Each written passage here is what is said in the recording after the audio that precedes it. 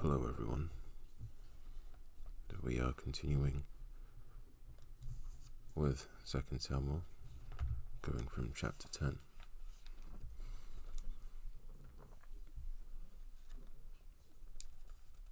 It happened after this that the king of the people of Ammon died, and Hanun his son reigned in his place.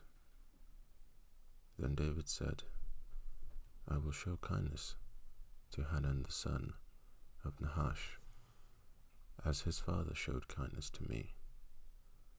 So David sent by the hand of his servants to comfort him concerning his father.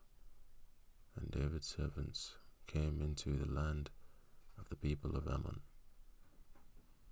And the princes of the people of Ammon said to Hanun, their lord, do you think that David really honors your father because he has sent comforters to you? Has David not rather sent his servants to you to search the city, to spy it out, and to overthrow it? Therefore Hanun took David's servants, shaved off half their beards, cut off their garments in the middle at their buttocks, and sent them away. When they told David, he sent to meet them, because the men were greatly ashamed. And the king said, wait at Jericho until your beards have grown, and then return. When the people of Ammon saw that they had made themselves repulsive to David, the people of Ammon sent and hired the Syrians of Beth Rehob and the Syrians of Zobah, 20,000 foot soldiers, and from the king of Makkah 1,000 men, and from Ish-Tob 12,000 men. Now when David heard of it, he sent Joab and all the army of the mighty men. Then the people of Ammon came out and put themselves in battle array at the entrance of the gate, and the Syrians of Zobah, Beth Rehob, Ish-Tob, and Makkah were by themselves in the field. When Joab saw that the battle line was against him before and behind, he chose some of Israel's best and put them in battle array against the Syrians. And the rest of the people he put under the command of Abishai his brother, that he might set them in battle array against the people of Ammon. Then he said, if the Syrians are too strong for me, then you shall help me. But if the people of Ammon are too strong for you, then I will come and help you.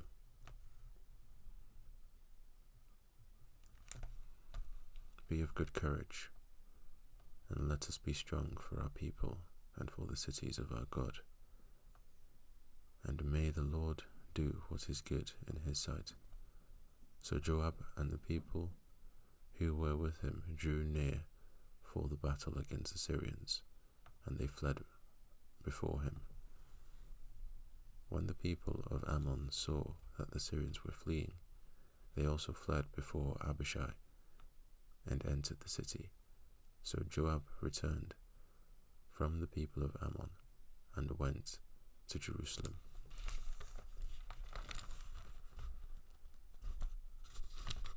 When the Syrians saw that they had been defeated by Israel, they gathered together. Then Hadadezer sent and brought out the Syrians who were beyond the river, and they came to Helam. And Shobach, the commander of Hadadezer's army, went before them. When it was told David, he gathered all Israel, crossed over the Jordan, and came to Helam. And the Syrians set themselves in battle array against David, and fought with him. Then the Syrians fled before Israel, and David killed 700 charioteers and 40,000 horsemen of the Syrians, and struck Shobach, the commander of their army, who died there. And when all the kings who were servants to Hadadezer saw that they were defeated by Israel, they made peace with Israel and served them. So the Syrians were afraid to help the people of Ammon any more.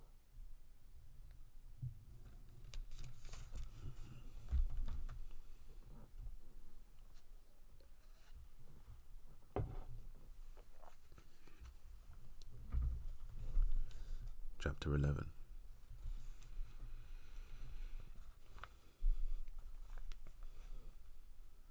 It happened in the spring of the year, at the time when kings go out to battle, that David sent Joab and his servants with him, and all Israel. And they destroyed the people of Ammon, and besieged Rabbah. But David remained at Jerusalem.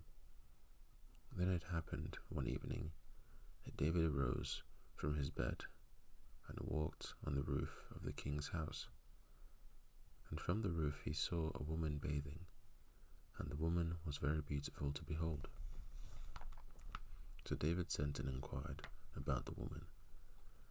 And someone said, "Is this not Bathsheba, the daughter of Eliam, the wife of Uriah the Hittite?" Then David sent messengers, and took her, and she came to him. And he lay with her, for she was cleansed from her impurity, and she returned to her house, and the woman conceived.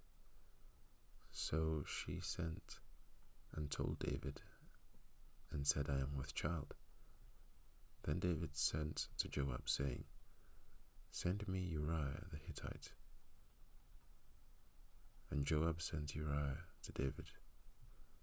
When Uriah had come to him, David asked how Joab was doing, and how the people were doing, and how the war prospered. And David said to Uriah, "Go down to your house and wash your feet." So Uriah departed from the king's house, and a gift of food from the king followed him. But Uriah slept at the door of the king's house with all the servants of his lord, and did not go down to his house. So when they told David, saying, "Uriah did not go down to his house," David said to Uriah, "Did you not come from a journey? Why did you not go down to your house?" And Uriah said to David, "The ark and Israel and Judah are dwelling in tents, and my lord Joab and the servants of my lord are encamped in the open fields. Shall I then go to my house to eat and drink, and to lie with my wife? As you live, and as your soul lives, I will not do this thing." Then David said to Uriah, "Wait here today also, and tomorrow I will let you depart." So Uriah remained in Jerusalem that day and the next. Now when David called him, he ate and drank before him, and he made him drunk. And that evening he went out to lie in his bed with the servants of his lord, but he did not go down to his house.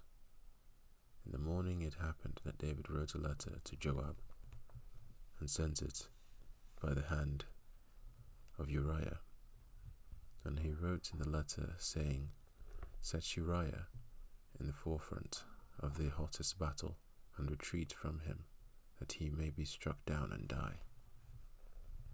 So it was, while Joab besieged the city, that he assigned Uriah to a place where he knew there were valiant men.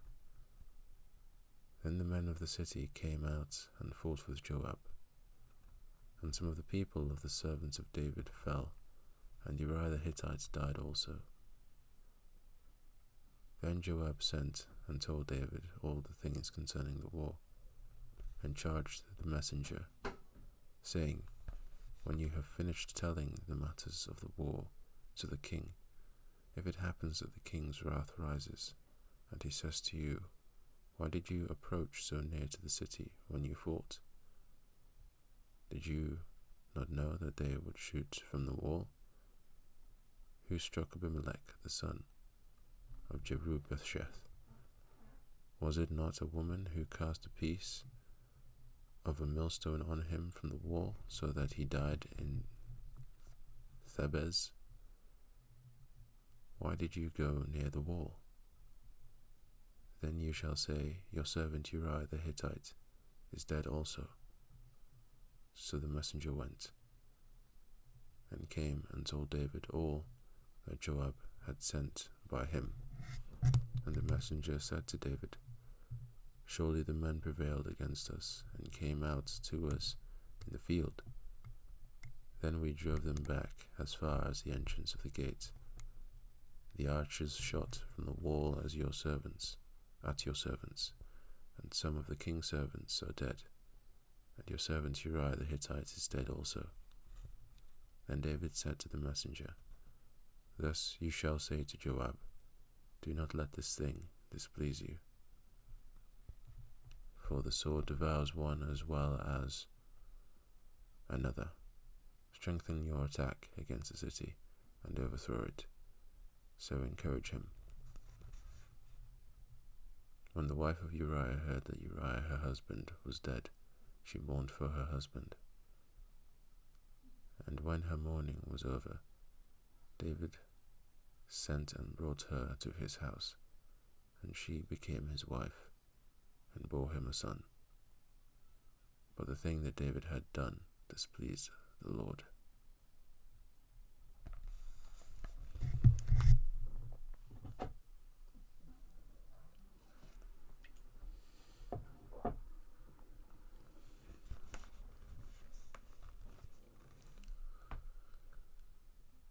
Chapter 12.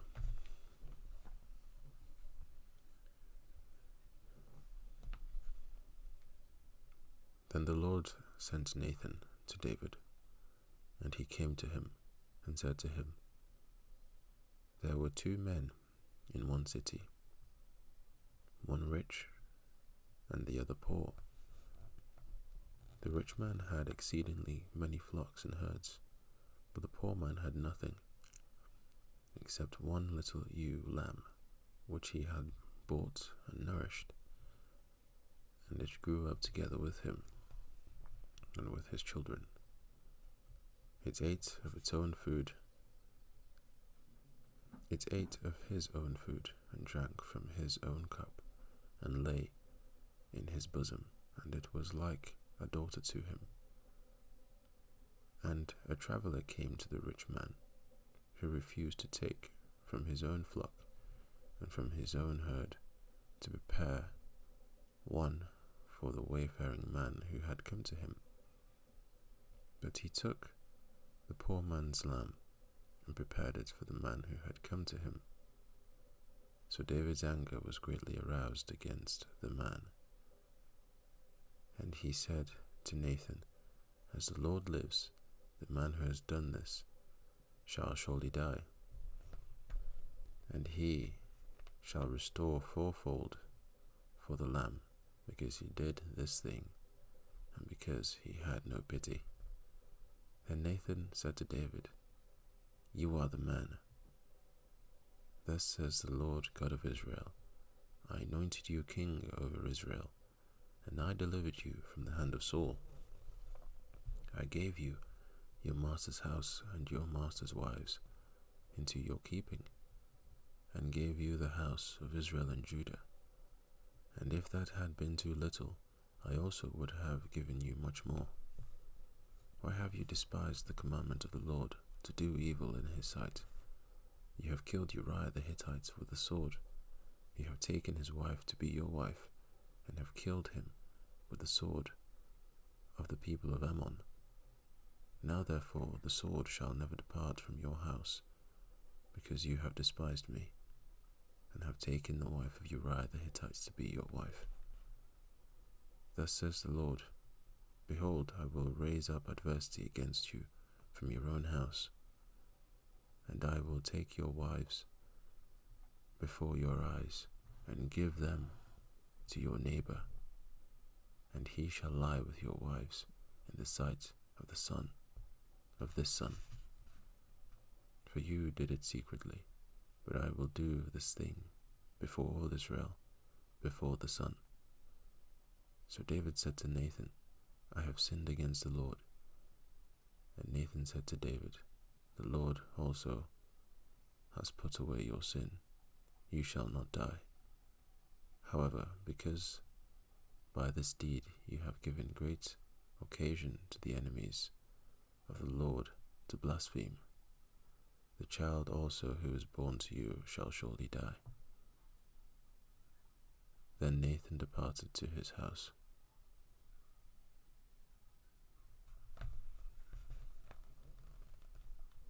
And the Lord struck the child that Uriah's wife bore to David, and it became ill.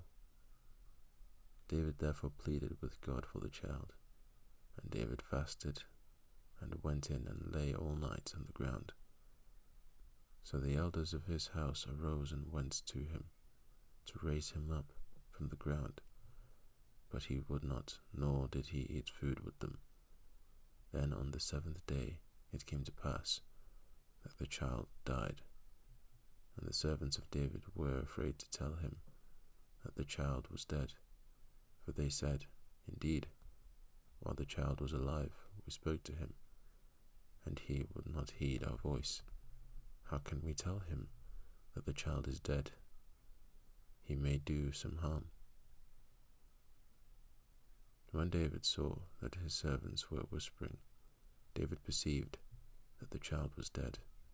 Therefore David said to his servants, Is the child dead? And they said, He is dead. So David arose from the ground, washed and anointed himself, and changed his clothes, and he went into the house of the Lord and worshipped. Then he went to his own house, and when he requested, they set food before him, and he ate. Then his servant said to him, What is this that you have done? You fasted and wept for the child while he was alive. But when the child died, you arose and ate food. And he said, While the child was alive, I fasted and wept, for I said, Who can tell whether the Lord will be gracious to me, that the child may live? But now he is dead, why should I fast? Can I bring him back again? Shall I go to him? But he shall not. I shall go to him, but he shall not return to me.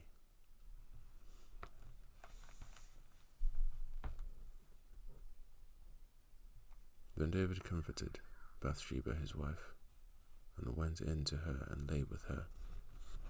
So she bore a son, and he called his name Solomon.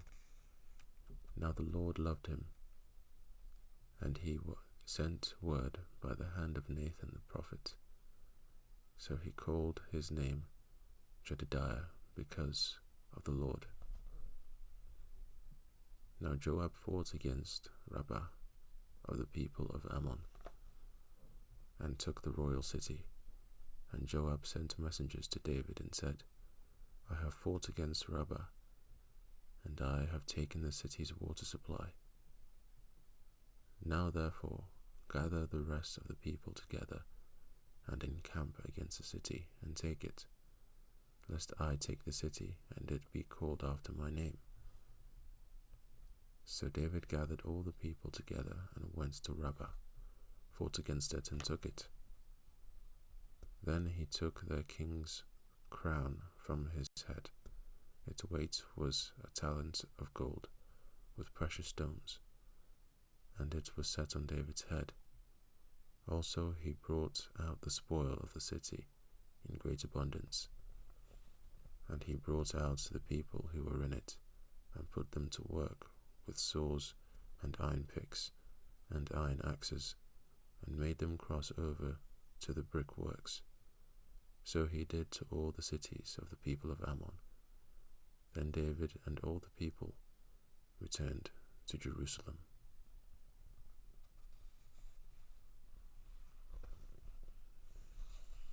And that was the end of chapter 12. Thank you all for listening.